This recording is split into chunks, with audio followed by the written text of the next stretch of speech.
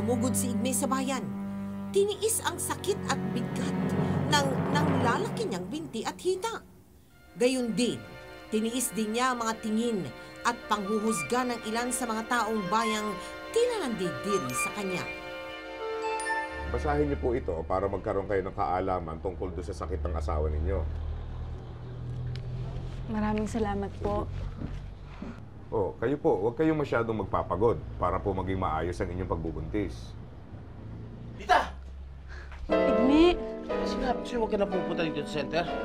Wala akong sakit. Ilang beses ko ba ulit-ulitin sa'yo to?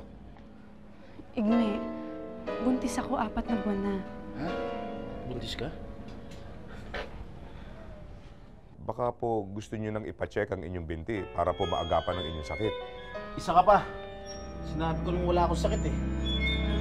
Kasi po, kung hindi po natin... Halika na!